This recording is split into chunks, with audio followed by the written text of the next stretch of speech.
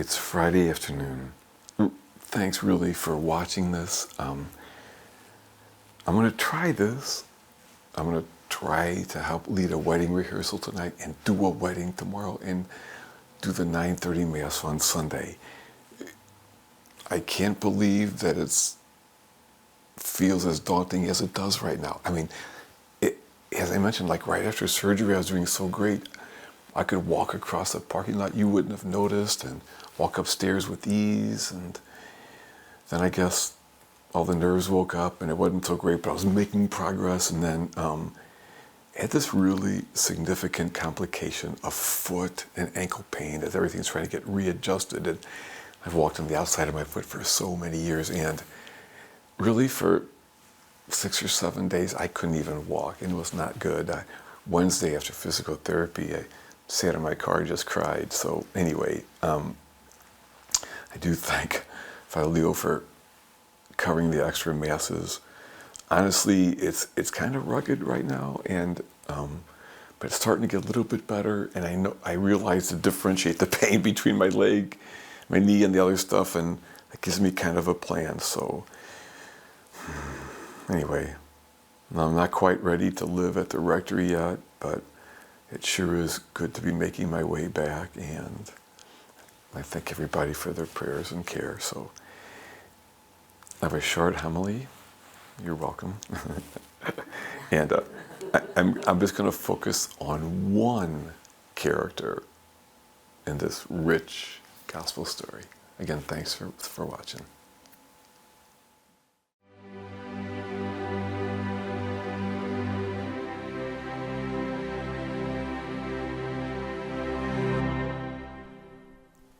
If you've been going to church for a number of years, as I have, you've likely heard this story of the feeding of the 5,000 many times.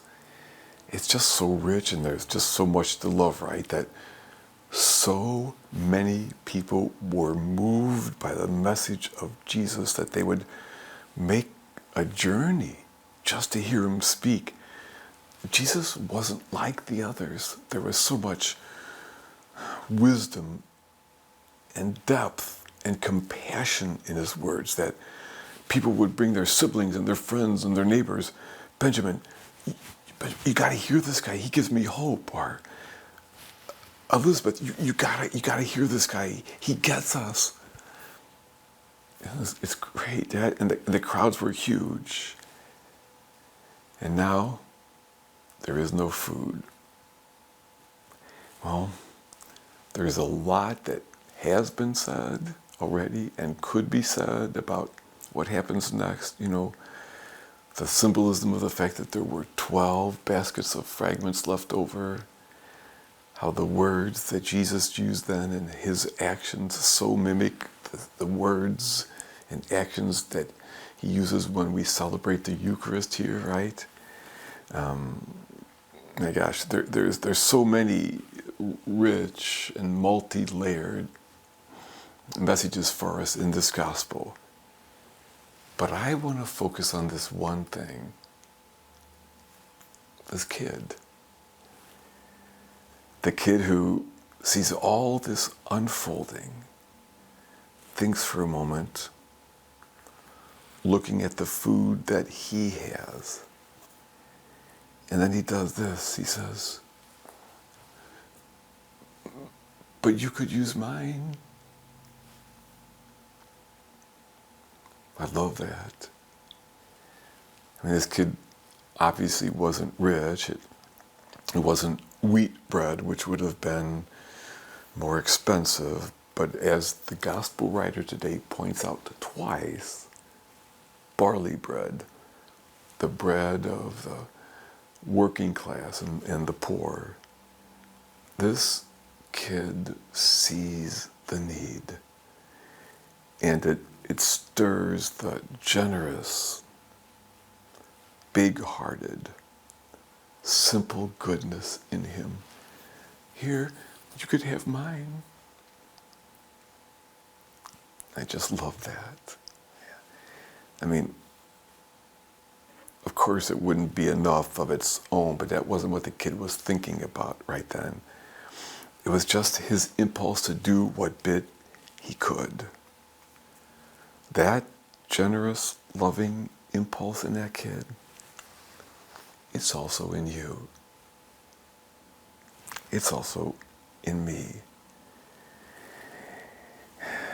All I invite this weekend is that we notice that inside of ourselves.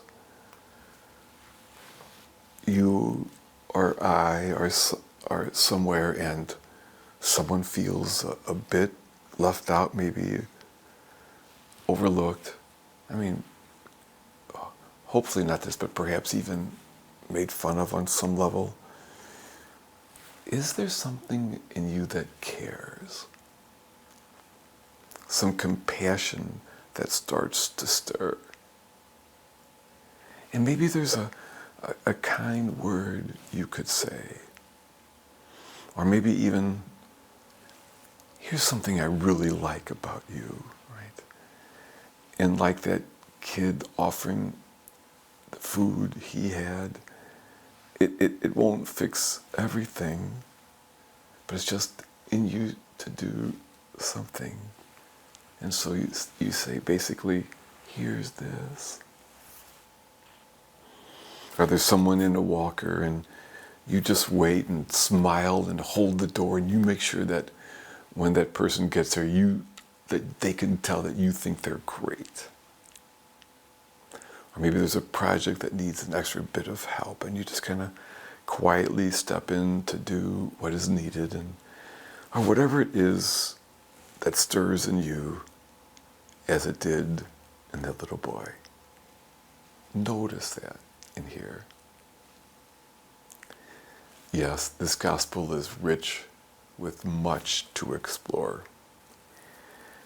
But today I think it's right that we just notice and remember that generous, big-hearted, simple goodness that stirred in that little boy as he offered his food for others. Here, you could have mine. That goodness is in us as well.